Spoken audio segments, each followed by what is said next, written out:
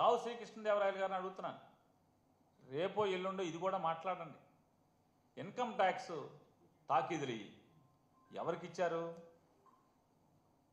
మీ గౌరవ నారా చంద్రబాబు నాయుడు గారికి income tax ఇచ్చినటువంటి తాకీదు ఇది. ఈ కట్ట, ఈ పుస్తకం ఇది ఒక పేజీ కాదు ఇది. ఈ పుస్తకం కూడా మీ గౌరవ నారా చంద్రబాబు నాయుడు గారికి ఇన్కమ్ ట్యాక్స్ వారు ఇచ్చినటువంటి శ్రీముఖం. ఆల్రెడీ దీని మీద ఈడీ విచారణ ఎందుకు చేయరు? ఈడీ విచారణ చేయాలి కదా. సగంలో ఎందుకు ఆపారు? అవన్నీ కూడా గట్టిగా కడగండి. చంద్రబాబు నాయుడు గారికి ఇచ్చినటువంటి ఇన్కమ్ ట్యాక్స్ నోటీసు సగంలో ఎందుకు పక్కన పాడేశారు, చెత్తపొట్టలో పారేశారు? దీని మీద ఎలాగే ఈడీ చంద్రబాబు నాయుడు గారి పిఏ శ్రీనివాస్ దాకా ఈ డబ్బులు వచ్చినాయి. శ్రీనివాస్ నుంచి ఎవరైతే రాజధాని అమరావతి పేరుతో 4-5 పెద్ద కంపెనీలకి మీరు కాంట్రాక్ట్లు ఇచ్చారో 2014 నుంచి 19 దాకా, ఆ కాంట్రాక్ట్ కంపెనీల యొక్క అనామతు అకౌంట్లలో, చిత్తు అకౌంట్లలో మీకు 2000 కోట్ల రూపాయలు నగదు పంపించామని వాళ్ళు రాసుకుంటే అవి ఎవరెవరి ద్వారా మీకు చేరినాయి అంటే, మరి చంద్రబాబు నాయుడు గారికి ఇంత చేరింది పాపం సొమ్ము అని చెప్పి ఈడీ వాళ్ళు ఆపేసినటువంటి దాన్ని గట్టిగా నిలదీయండి, అడగండి. చట్టం ఎవరికైనా చట్టమే, చుట్టం కాదు ఎవరికి అని చెప్పి మీరు పార్లమెంట్లో మీ గొంతెత్తి మాట్లాడండి. ధర్మాన్ని 4 పాదాల నడిపించేలాగా చేయండి. మీరు మంచి మంచి నీతి మాటలు చెప్తున్నారు కదా, సూక్తి ముక్తవాలి. అలాగే చంద్రబాబు నాయుడు గారి పిఏ శ్రీనివాస్ స్కిల్ స్కామ్ మొదలవంగానే అమెరికా పారిపోతాడు. అమెరికా టికెట్లు ఎవరు కొంటారో మీకు తెలుసు, ఎవరు కొని పంపించారో. ఏమైపోయాడు? జగన్మోహన్ రెడ్డి గారు ఉన్నటువంటి కాలంలో చంద్రబాబు నాయుడు పిఏ, ఒక 20 ఏళ్ళు 25 ఏళ్ళుగా పనిచేస్తున్నటువంటి పిఏ శ్రీనివాస్ గారు ఏమైపోయాడు? మళ్ళీ ఎప్పుడు వచ్చాడు? ఎందుకు వచ్చాడు? ఇవాళ ఏం చేస్తున్నాడు? మాట మాటకి దుబాయ్ పంపించే పనిలో ఉన్నాడు కదా. అయ్యి వదిలేసి మన శ్రీనివాసు మూటలు దుబాయ్ పంపించే ఆ లెక్కలు చూసుకుంటాక వెనకాల ఎవరు వెళ్తున్నారో మనం చూసాం. ఆ పేరుతో ఈ పేరుతో, ఏది పరిశ్రమలు తెస్తామనే పేరుతో ఊరికే వెళ్తాం, ఊరికే తిరిగి రావటం. కానీ దారిలో దుబాయ్లో ఆగుతారు. మన పాత పిఏ గారు మాట మాటికి దుబాయ్ వెళ్తాడు, లేదా పాత పిఏ గారు పైకి పేపర్లోనేమో సస్పెన్షన్ క్యాన్సిల్ చేసి మళ్ళీ ఉద్యోగం ఇచ్చారు. కానీ పేషీలో వద్దన్నారు. ఎందుకు పేషీలో వద్దన్నారు? ఈ దుబాయ్ దుబాయ్ దుబాయ్ మూటలు దుబాయ్ చేర్చాలి కాబట్టి పేషీలో అక్కర్లేదు. మరి ఈ స్కిల్ స్కామ్లో 300 చిల్లర కోట్ల రూపాయలు అక్రమం జరిగిందని చెప్పని సాక్ష్యాధారాలతో సహా కేసులు కట్టడం జరిగింది. మరి స్కిల్ స్కామ్ మీద ఎన్ఫోర్స్మెంట్ డైరెక్టరేట్ సగంలోనే ఎందుకు ఆగిపోయింది? ఎవరెవరైతే ప్రభుత్వం దగ్గర కాంట్రాక్ట్ పొందారో, ఆ కాంట్రాక్ట్ పొందినటువంటి ఆ వ్యక్తులు వాళ్ళ దగ్గర మాత్రమే ఈడీ ఎందుకు ఆగిపోయింది? అడగండి ఈడీని. మీరు మాట్లాడుతున్నారు కదా పార్లమెంట్లో, నియోజకవర్గం సంగతి, ఈ రాష్ట్రం సంగతి, పల్నాడు ప్రాంతం సంగతి, లేదా దక్షిణ భారతదేశం సంగతి గురించి మీకు ఏమీ గోల లేదు కదా. మీకు ఎంతసేపు మీ చిలక పలుకులే కదా.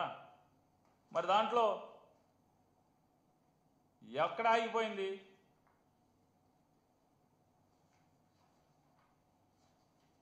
స్కిల్ స్కామ్లో ఎవరెవరైతే పాపాలు చేశారో, ఎవరెవరైతే ఈ రాష్ట్రానికి వెలుపల ఉన్న వాళ్ళు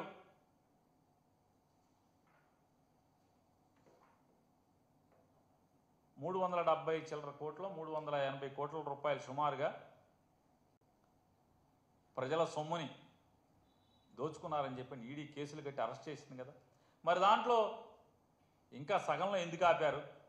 ఈ స్కిల్ స్కామ్లో సగంలో ఎందుకు ఆపారని కూడా గట్టిగా పార్లమెంట్లో మీ గొంతుని గట్టిగా లేపండి, గట్టిగా వినిపించండి.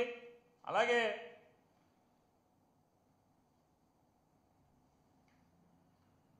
కృష్ణదేవరాయలు గారు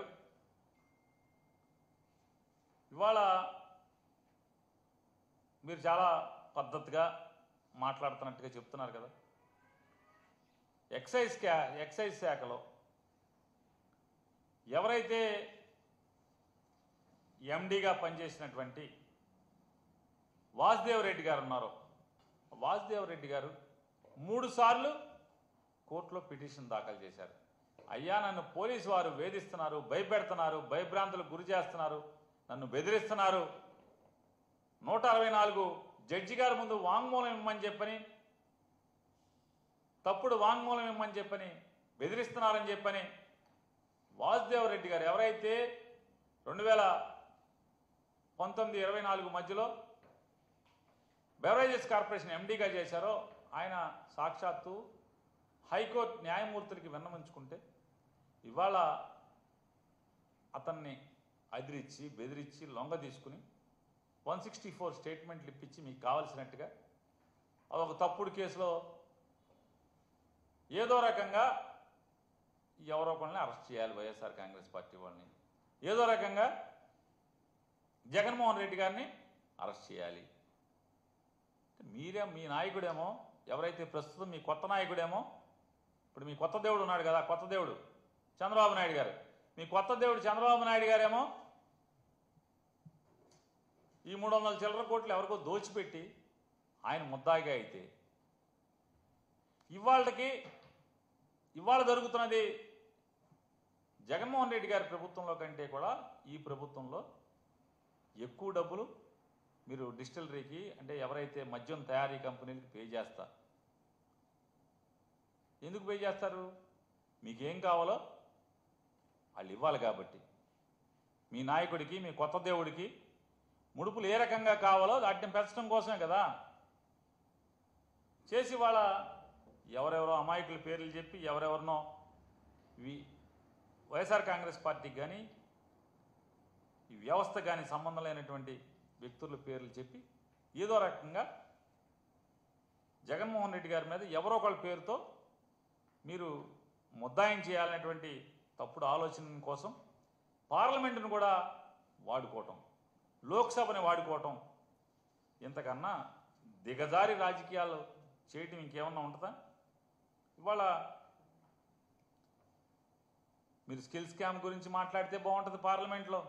అలాగే మీ కొత్త దేవుడు ఆయన చేసిన పాపాల మీద, ఆయన ఇన్కమ్ ట్యాక్స్ ఇచ్చినటువంటి నోటీసుల మీద మీరు మాట్లాడి ఖచ్చితంగా దాని మీద ఈడీని వేయించే కార్యక్రమం చేయమని చెప్పని ఇవాళ అలాగే తమ అంతరాత్మకు కూడా తెలుసు.